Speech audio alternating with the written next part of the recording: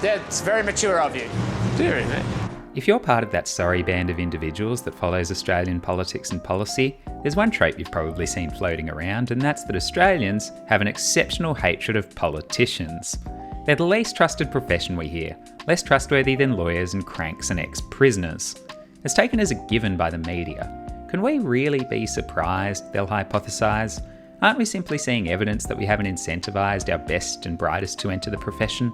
Question time is a useless pantomime. Backbenchers placidly repeat talking points regardless of whether or not they agree with them, let alone understand them. And our leaders have presided over an era of declining trust in democracy, a cannibalisation of the liberal democratic model. They've undermined the very institutions that allow them to exist. Well done. Even the politicians themselves admit it. The standard of debate and discussion is appallingly low.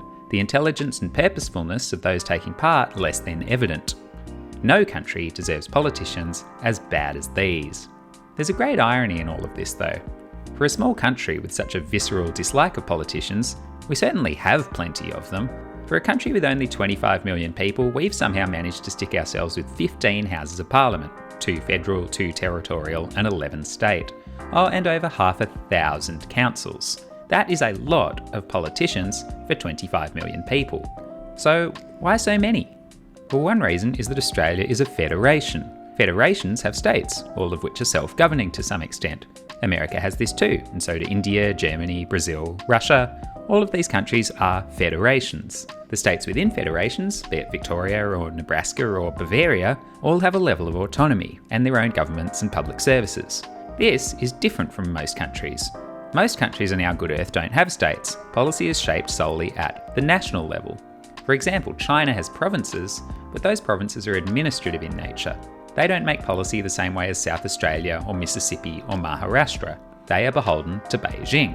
But in federations, this isn't the case. To take my wonderful homeland of Australia as an example, policy is not solely shaped by Canberra. It is shared between Canberra and the states and territories. This is a founding national principle. Ever since Federation in 1901, Sections 51 and 52 of the Constitution have defined and limited all of the things the Australian government is actually allowed to do. Commerce, quarantine, the census, fisheries in Australian waters beyond territorial limits, marriage, external affairs, the influx of criminals, and lighthouses, lightships, beacons and buoys. There are a few others, but you get the gist. This is the list of stuff that the Australian government, the federal government, the Canberra people are actually allowed to do. And if it's not in there, if it's not in Section 51 or Section 52, then Albo, Duddo, ScoMo and Co aren't actually meant to do it. This leaves some pretty big gaps. Beyond Sections 51 and 52, everything else is meant to be retained by the states, including schools, hospitals, roads and railways, public transport, utilities, community services, police, prisons and ambulance services. All of these, right up to today, are chiefly managed by state governments, or delegated by the states to a third layer of government, the local councils. By convention, the councils take care of building regulations, local roads, footpaths, parks, libraries, waste management and a whole lot of other community services. This all makes sense, right? The more local the issue, the more local the government that takes care of it. Decision making split across 3 levels. But whoever said that 3 is the right number? Especially for a country with, let's be honest, not that many people. It's a pretty basic question, but I never really hear it asked. Is 3 the right number? Some people don't think so. Some people do think 3 is too many, and some of them are quite extreme about this. Take this one raving lunatic. The simple fact is the states should be abolished. We must surely be the most over-governed country in the world, and the perpetuation of this anachronistic lunacy is hurting Australians every day of the week.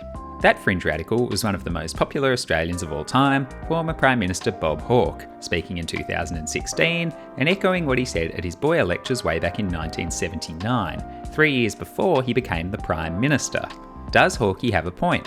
Should we fire all the premiers, decommission the state public services and retain the states for Hawke's one remaining priority, for interstate sport and that sort of thing?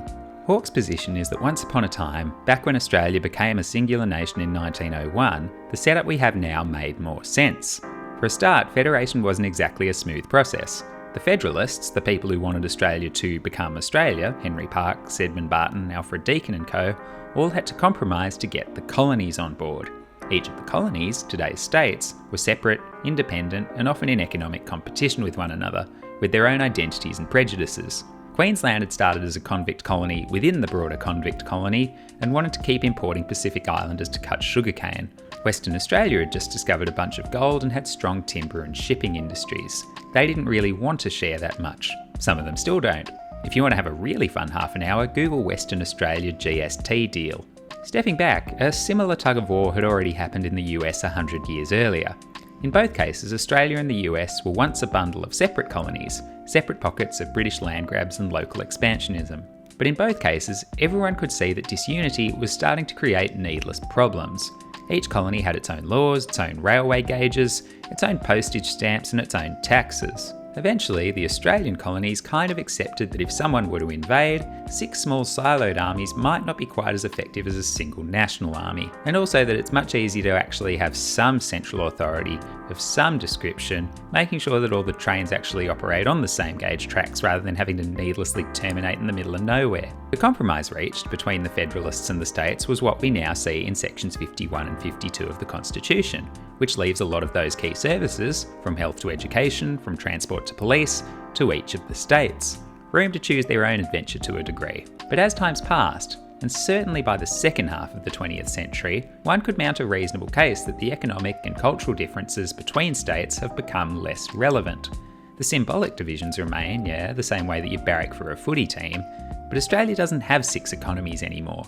It has 1. But today, within that one economy, the people, businesses and administrators operating across multiple states still need to deal with a mishmash of education, justice, taxation and railway systems. And in a globalised integrated world, and in a small country with a small, educated, outward-looking population, you really can mount a case that this doesn't make any sense. Why does New South Wales need an entirely different train network to Queensland? Why do the Victorian Police need to be a separate entity to the South Australian Police? And why do all the different states need to have completely different bureaucracies making completely different decisions about public schools, public hospitals, and ambulance services? This setup has a lot of problems. The duplication of resources between the feds and the states is significant. Just because the states run the hospitals, the feds still have a big sweet Department of Health, which spends a lot of its time just making sure that the state departments of health don't go completely haywire. And there's not just a significant level of duplication in how governments spend money, there's also needless complexity in how they raise it. Most of the big taxes are levied by the feds. Some are levied by the states, but the states spend so much money that the feds pass the GST money they collect back to the states so they can spend it instead, but the payments are equalised so that all of the states can functionally achieve the exact same outcomes as if they'd spent it in the exact same ways, which they don't. Here's another example. There's one rare issue on which if you were to put a flock of economists into a room, they'd generally reach a consensus, and that's that stamp duty is one of the most stupid, inefficient taxes governments levy on constituents. It's a barrier to movement and investment, it stops working age people from relocating to better opportunities, and it stops older people from downsizing. It also has a clear alternative, a broad-based land tax on residential property, which is inversely one of the most efficient taxes. But as the duties levied by the states, it's a mess, and there's a lack of coordination on potential reforms and a lack of willingness on the part of states to think long-term and to make the first move. Today, the ACT is the only jurisdiction starting to make the shift. And these inconsistencies and incentive mismatches are going to mount the further we drift from the world we occupied back in 1901. In a world of internet libel and slander, there is no capacity for the federal government to legislate a unified approach on defamation, because any reforms would need to be agreed by every single state. Again, in the words of Hawke, this anachronistic lunacy is hurting Australians.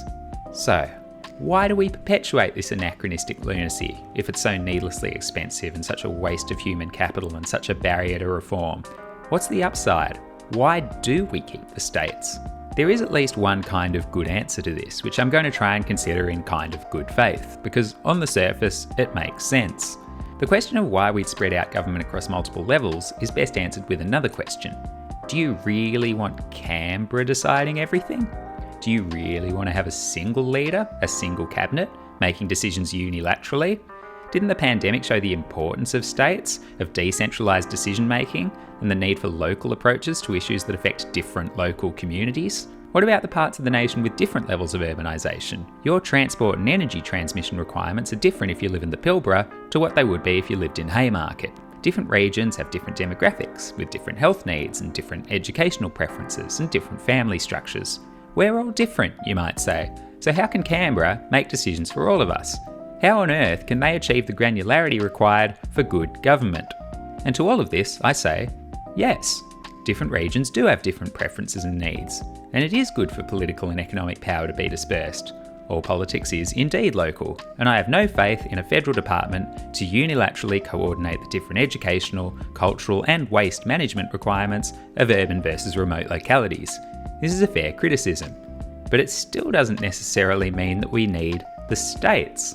In a world that's far more connected than it was in 1901, 3 levels of government may still not be the appropriate number. Maybe the appropriate number is not 3, and not 1, but 2. The things that really draw us apart as Australians aren't whether we live in Victoria or Western Australia, they're whether we're remote or local.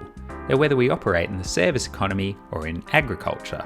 And those differences, the ones that aren't going away, are well defined, and they cut far more clearly across councils. Local planning regulations and density requirements, footpaths, libraries and bin collections. The states and the councils butt heads on these all the time, but it's often the councils who are on the front line, who are actually embedded in the community. If you were to cut up the responsibilities of the states, either of them could reasonably hand it over to the feds on one hand or to local government on the other. The feds would get hospitals and education because there's no reason why standards on these should differ state by state.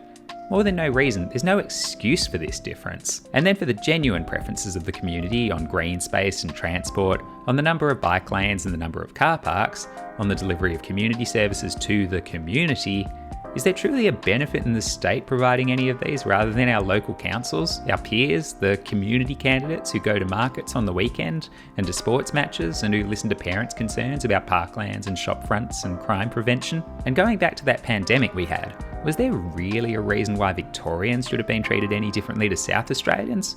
Why WA should have been treated differently from the NT? What did that really get us besides a whole lot of animosity from everyone and a distinct smugness coming out of Perth? Again, we have 25 million people in Australia. 3 levels of government and 15 houses of parliament is an absolute boatload of administration for so few of us. Maybe it really is time for the states to pack it in. Except for one thing. We'd need them to agree. As Bob Hawke said himself, I raised that with my own colleagues and would you believe it, they are not overly keen on it. So many comfortable seats to put bums on in parliaments all over this country.